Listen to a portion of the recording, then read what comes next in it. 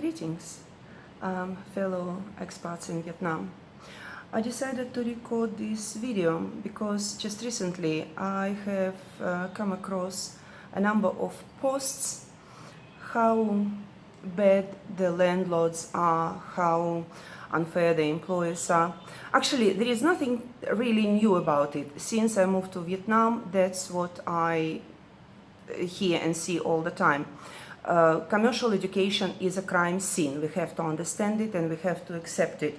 The same is in Australia. I live in Australia and I worked in a commercial education, and it's pretty much the same. And some of my former employees in Australia, they ended up doing prison terms. So that's normal. But what was unusual, or kind of a little bit too intense, that under those posts there were really helpless, hopeless comments. Oh, what can we do? They are Vietnamese. We can't do anything.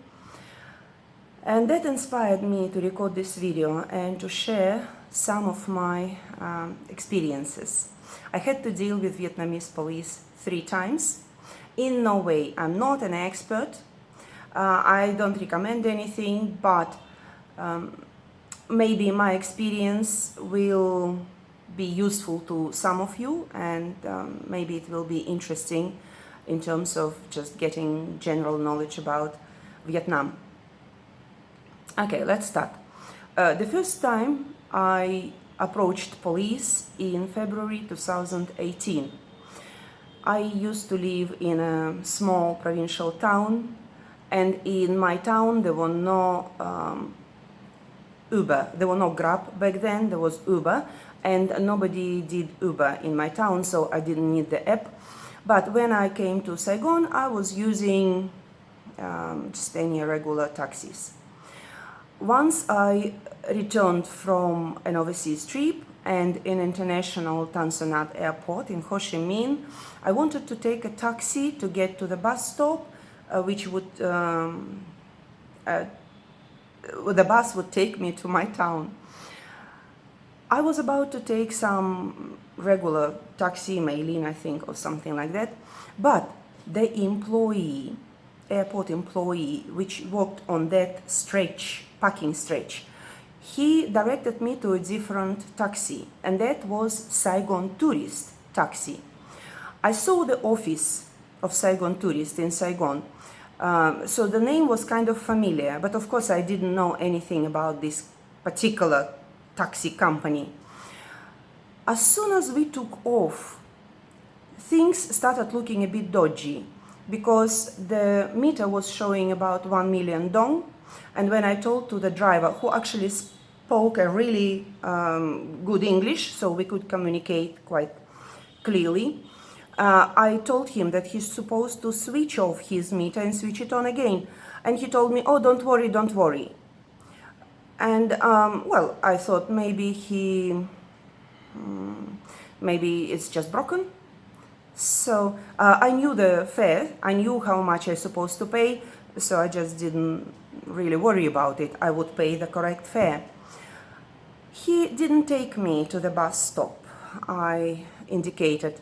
He stopped somewhere else in the vicinity of that place, and he demanded money. And he demanded about 20 times more than the fare should have been. And of course I flatly refused. And he became violent.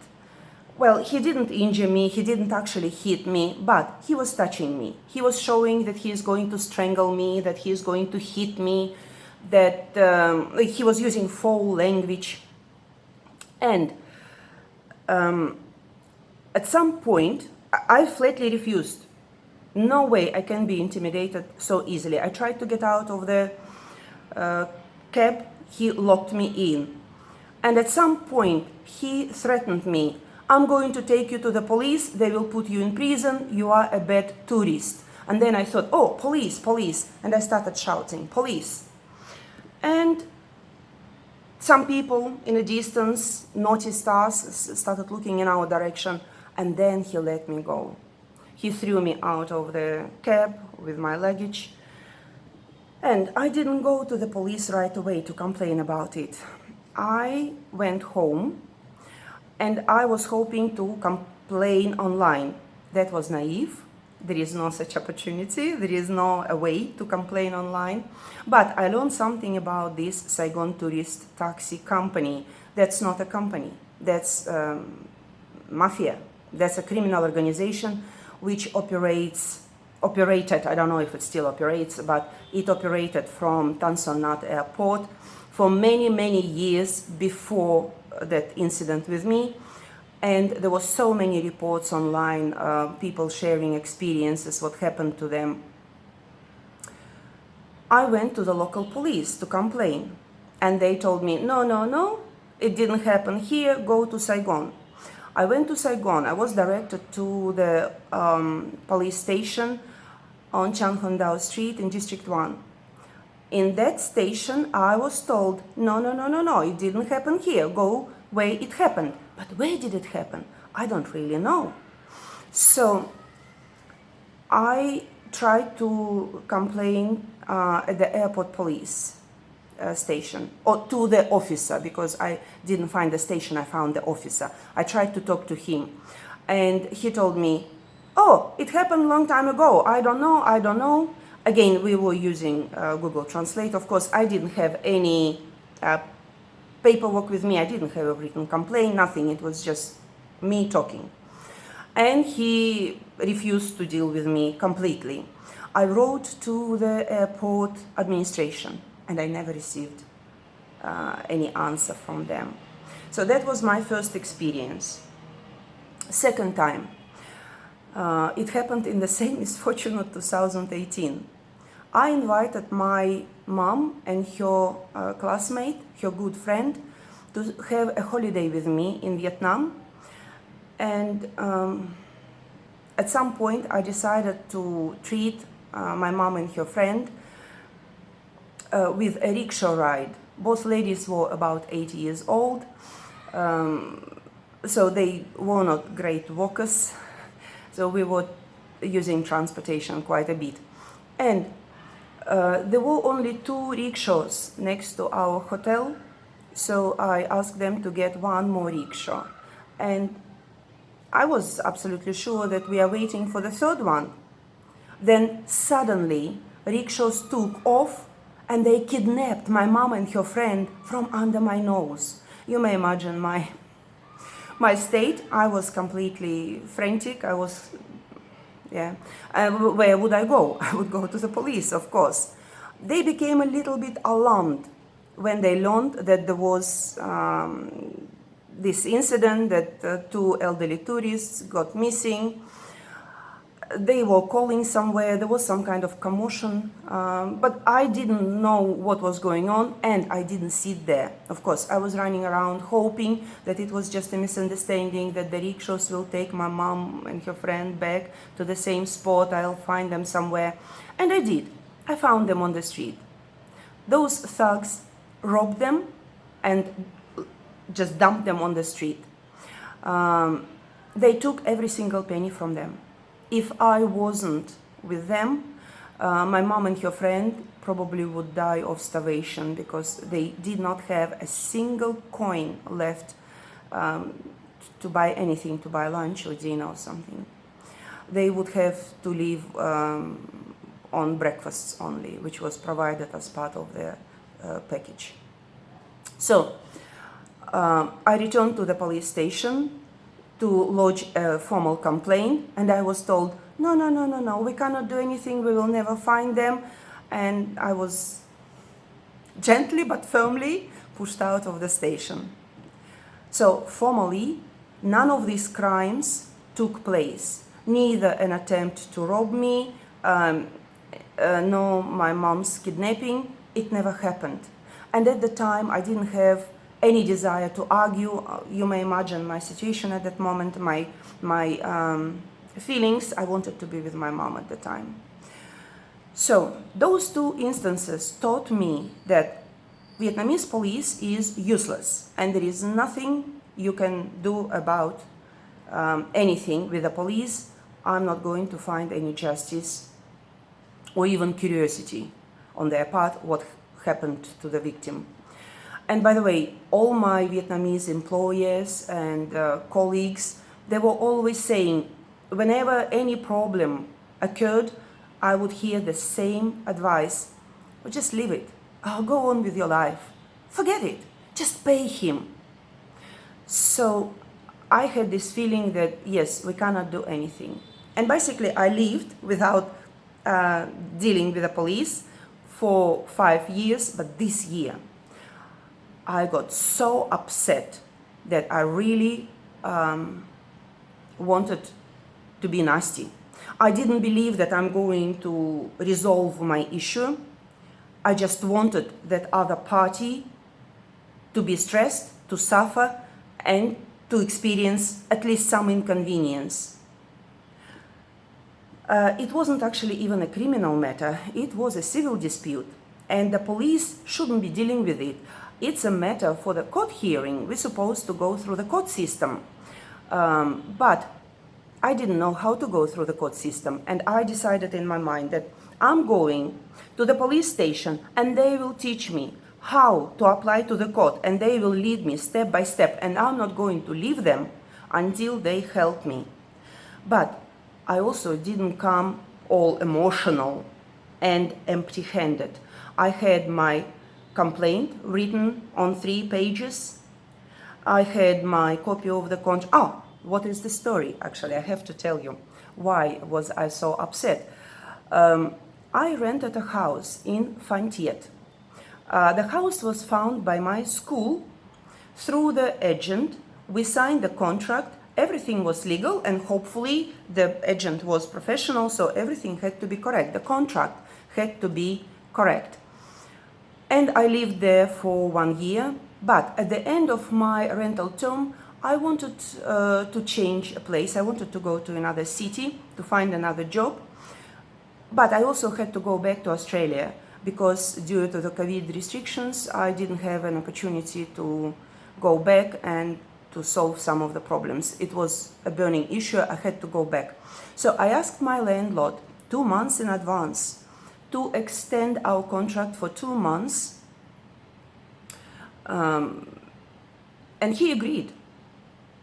And nobody collected any utilities for me for the last months or so. So I suggested, okay, if nobody can come to take money from me, then when I return, you can deduct this amount from my deposit, which was a 3 months rent deposit. Excuse me. 1 day before I had to go to my overseas trip, police knocked on my door. 2 police officers came to see me, and they asked all kind of questions, which I answered. They asked for the contract. I showed them the contract, and I asked, did I do anything wrong? Is anything wrong with my paperwork? And they told me, no, there is nothing wrong with you. It's a problem with your landlord. The landlord did not have a right to rent this place to you because it's not registered as an accommodation for foreigners. I asked them, do I have to do anything? And they said, no, you don't have to do anything.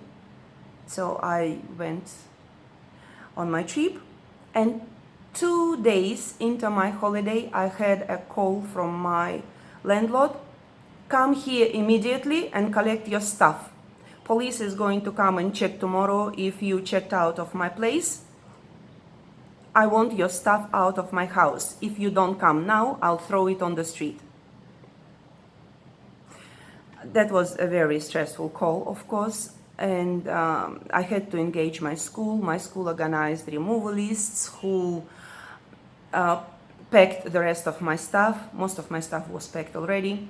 My school kept my items for the duration of my overseas stay.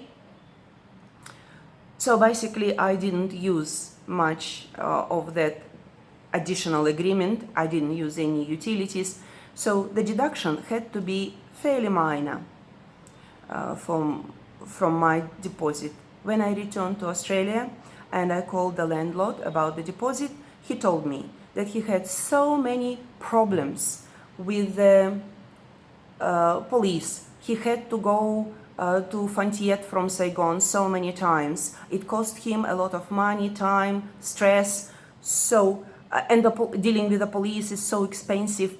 So he deserves a compensation for all his trouble, and he decided to compensate himself from my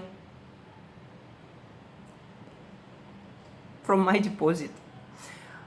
And he told, that's it, we are square, I'm not talking to you anymore. And that was it. And I got really upset. And I got, I decided to complain, basically. But I didn't do it instantly. I gave myself a little bit of time. I collected all the paperwork. I put together and printed out all our conversations with the landlord. So I had a package of evidence of what happened. And then I went to Phan Thiet to complain. And by accident, I chose a completely wrong station. It was a criminal department. And I was standing there and I was thinking, oh, what am I going to do now? Where am I going? Where is the right police station? But the officer on duty saw me and he came to talk to me. And he basically learned all my story. He made me to tell all my complaint. He looked at my application, my complaint, and he photocopied everything. He told me where to go, what is the right station for me, where is my local ward station. And he also told me a very interesting thing. We don't deal with civil matters. However, we will keep an eye on your application. We will check if the local ward followed up your complaint. That sounded very unusual and reassuring. I was very pleased and surprised. And then I got to the correct police station, and I actually met the same attitude. I was listened to, my complaint was accepted, and something was going on. Somebody was calling something, and sometimes they were asking questions. But basically, I spent there about 2 hours without knowing really well what was going on. But in those 2 hours, the police officer contacted the police officers who came to see me. He contacted the real estate, he contacted the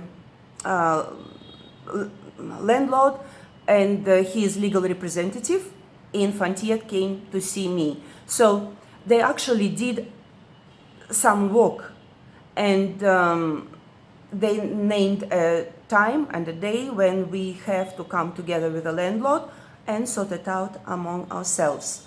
That was a very unusual thing. I didn't expect such attention to a trivial civil matter, which is not actually a matter for the police. So that was very surprising and pleasant.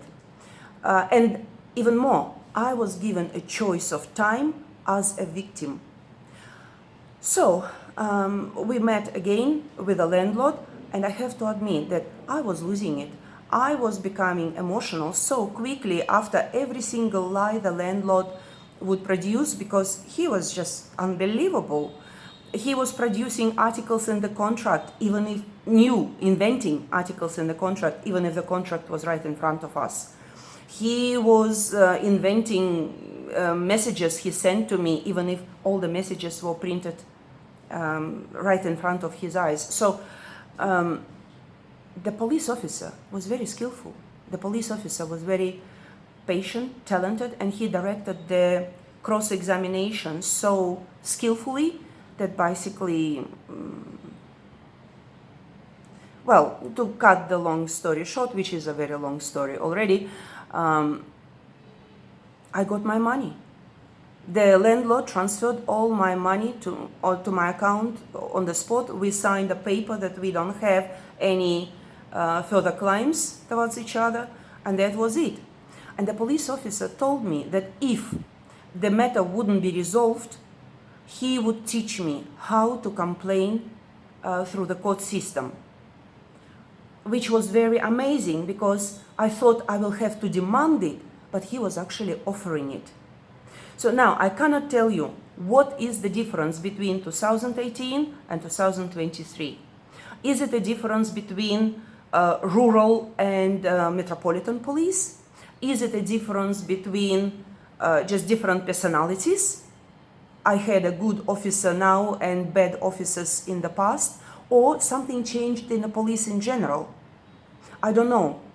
I'm not going to speculate, but from my own experience, I can say there is a possibility to show a bully his place, and we should not give up too easily. We should investigate our ways to stand for our rights. And also, we have to be prepared. We have to have cold mind, and we have all our arguments lined up from a legal point of view, not from the emotional point of view.